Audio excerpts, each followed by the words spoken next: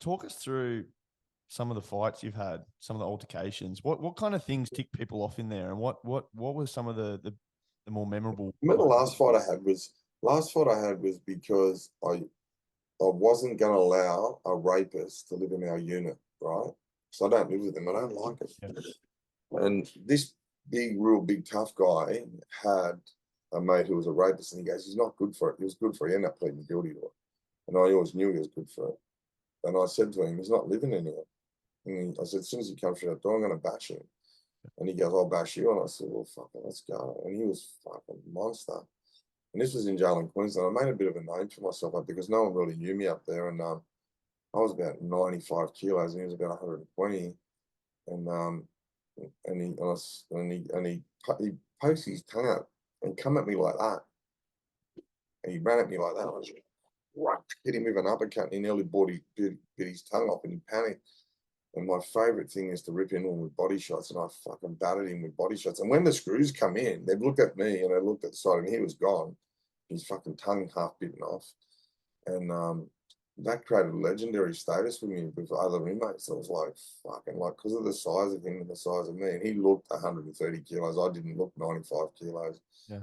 And, you know, that was one. My fights were always about, you know, and I hate bullies. And the next one was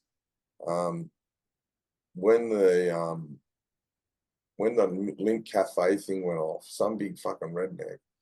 Like I had friends in that unit that were Muslims, right? And this big redneck wanted to take umbrage to them, and they weren't the fighting kinds of guys, you know. And he tried picking on them, and well, I made him an offer he couldn't refuse.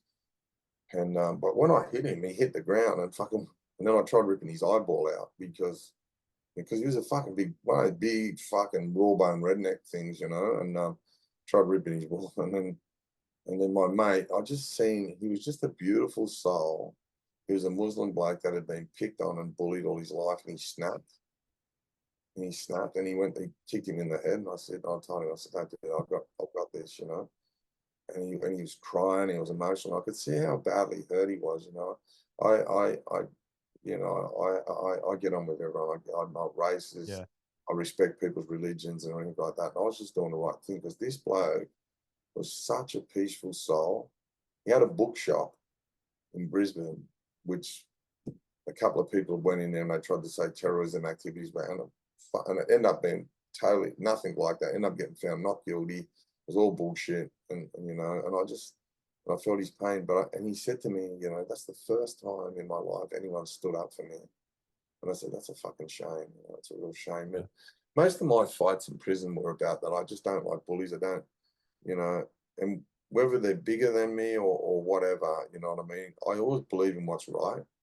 And, you know, and I remember another fight I had was when some bloke, I was studying, I was on a table, and I had all my books out, and there was a bunch of boys playing cards, and I heard this young fella talking about how he bashed a woman. He said, I hit her with a left hook. When she hit the ground, I kicked her in the head. And I'm banging this table, I'm drawing attention to these other 5 people playing cards with me, and they weren't hearing me. And I banged and then I jumped up and I said, you fucking rats. I said, how come you're not pulling him up on that? Because he's a fucking rat. And I said, fuck off. And I said, you stay here, you know? And I said, show me. I said, so that left hook you hit it with, and I went, rocking him with a left hook. And I said, and he hit the ground. And I said, is that the left hook you hit it with? And he goes, and he's lying on the ground, going, oh, no. I said, you ain't so tough now when a man's doing it. And I said, and I lifted my leg back and I said, the boot in their head, is that what you hit it with, you know? Yeah. And I kicked him in the head. And he's curling up like a ball, like the fucking coward he was, you know? And I said, yeah. I said, how's that feel? And he said, no. And I said, because you're going to grab your stuff and you're going to tell the screw that you can't live here no more because I'm not living with rats like you. And, you know, I went and seen the others. And by this time, all my mates, because I was, you know, I had that unit with my unit. All my mates had turned up and they were saying, what's going on? I said, I said to these other 5, I hate women bashers. I said, you know, and I should bash us all. I said, I should be, and my team should bash you. You know what I mean? I said, because that bloke there gets away with his shit. And I talk about it a lot. You know, I have a crew of mates. None of us bash women. And if we had someone to bash a woman, they wouldn't be our friends. They'd be ostracizing it because it's not acceptable behavior. And a lot of these blokes get away with doing it because their fucking mates don't call them on it, you know. And it's a big message of mine. If your fucking mate's doing that shit, call him on it, you know. I don't know, you know. Unfortunately, you know, not enough men do it, and they just go, oh, you know, it's got nothing to do with me. It's none of my. It is your business because it's a reflection of who you are. It's a reflection of what you'll accept in life, and I won't accept that behavior.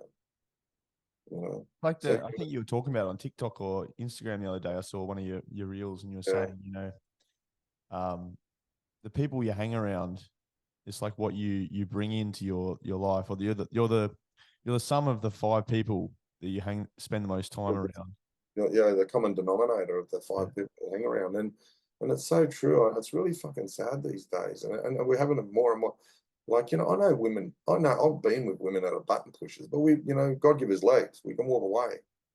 You know, these ain't for fucking punching up women with. You know what I mean? These are for creativity. You know what I mean? And doing nice things, and you know, maybe handing a fucking bunch of roses or whatever, or being romantic, whatever. But I'm really strong on that.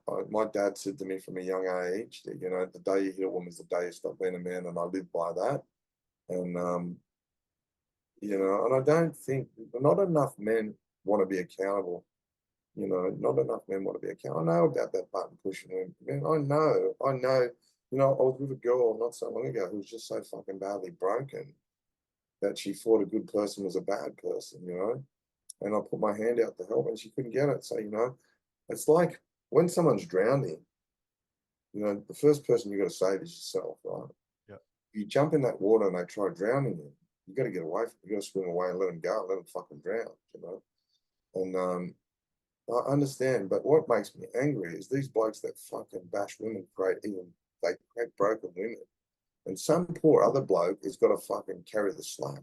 He's got to be punished by this bloke's fucking brokenness through that woman, you know. And it's fucking sad. And you know what? For me, I'm, you know, relationship wise, I'm aware of that. You know, I can offer help, and you know, you can offer a blueprint how to fix it. They don't want it, you know, and that's what these fucking toxic fucking men do to possibly, you know. And some of these women start off as good women, you know. I'm not saying they're bad. I'm just saying they're broken.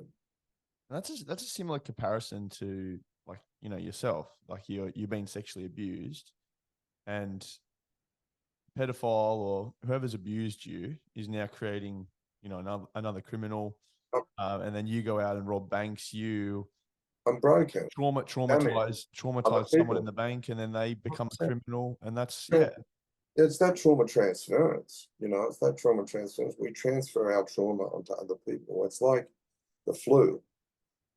We cough and splatter this fucking trauma on other people. They get sick as well. So, you know, but we were saying that it was always my responsibility to fix me. Those abusers couldn't come back and fix me because the damage was done. They'd done the damage. So it was my responsibility. And when I noticed my behavior, when I got a really good understanding, like in particular, my kids were a good example. I understood, I come to realize the damage I was doing to my children. And that was, I guess, a big part of the wake up call for me because I didn't want to traumatize them. But when I learned through trauma counseling what trauma was, I could be truly remorseful for the crimes I'd done. Because up until then, I was that badly desensitized. I didn't have a fucking clue. You know, people could call me, you know, narcissistic. I wasn't narcissistic. I just had the junkie mindset, and I was traumatized.